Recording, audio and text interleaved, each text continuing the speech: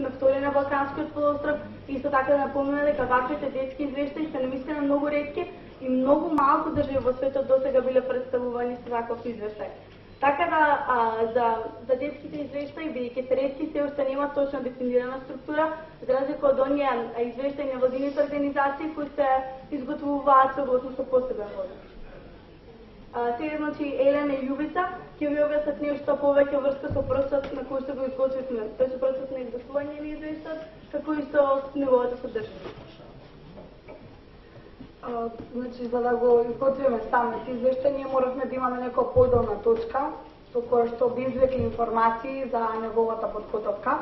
Па така поратоците кои што беа содржани во самиот извештај ги добивме по пат на анкетен прашалник кој што беше спроведен во почетокот на месец јуни 2009 година, каде што тој прашалник содржеше 63 прашања кои што гледавме да бидат да засегат повеќе сфери од животот на детата. И во однос на тоа, во самата подготовка на прашалникот ние вклучивме и стручна и професионална помош од страна на Интернационалната агенција за подготовка и реализација на анкети ДРИМА. Така се изготви еден така пообемен прашалник кој што го изготвија групата од 62 деца кои што беа од целите невладини организации. Беа анкетирани 2234 ученици од 41 основно и 24 средни училишта во 16 општини во Македонија. Во однос на тоа како течеше истражувањето, можеме да кажеме дека анкетирањето се одвиваше без некои поголеми проблеми, затоа што учесниците од сите возрастни категории соработуваа со нас. Немаше посебни забелешки ниту за обликот на прашањата, ниту пак за формата на испите. И се надевам дека ние како деца анкетари доволно добре извршивме задачата како анкетари. Во однос на тоа не се добија и поратоците кои што потоа ги искористивме во самите извештаи. Подготвивме неколку препораки, односно поголем број на препораки, кои што сметавме дека се многу битни за воедно да се решат овие проблеми. Меѓутоа, јас ќе напоменам само некои кои што сметавме дека се поприоритетни пред се за државата, а тоа се дека државата треба да изнајде форма за масовно информирање за детските права и тоа кај сите категории на граѓани. Тука се подразбира дека освен децата треба да бидат информирани и родителите, образовниот кадар и професионалците од сите релевантни институции. Потоа сметаме дека многу е битно да постојат и државни кампањи преку кои медиумите на некој начин ќе ги охрабрат децата да го пријавуваат насилството или било каков вид на прекршување на детските права. Во однос на детските клубови, односно младинските клубови, сметаме дека државата мора да изнајде форма за финансиска подршка на истите, кои што функционираат во училиштата, во граѓанските организации, а каде што впрочем се промовира и се поттикнува детското учество. И како една последна препорака која што ја имаме изготвена е дека треба да постои соодветно работење на стручните служби во училиштата, на педагозите и психолозите, а воедно да се прошират и тимовите на социјални работници и дефектолози, затоа што сметаме дека тоа се места каде што децата преку училиштето можат да ги искажат своите проблеми и во едно начин на кој што можат да проговорат за прекршувањето на истите. На третиот тренинг ние децата формиравме критериуми според кои требаше да се изберат две деца представници кои што ќе го промовираат детскиот извештај пред комитетот во Женева.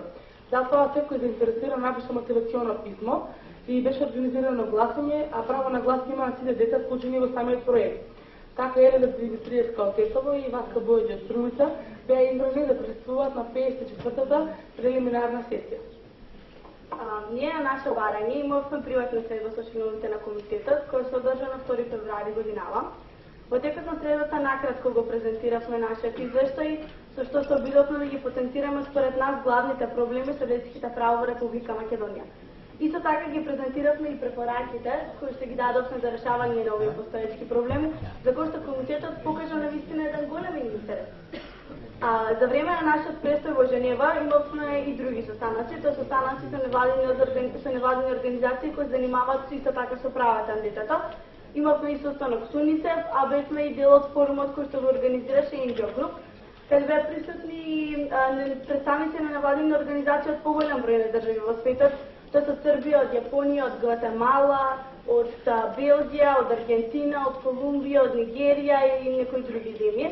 И можеме слободно да се пофалиме дека јас и Лена во тој период, покрај децата од Србија кои што известуваат за факултативните протоколи, бевме единствените деца представници од сите овие земји. Токму поради тоа ни беше дадено едно големо внимание, а ни беа дадени голем број на пофалби и охрабрување понатаму да продолжиме со нашата работа.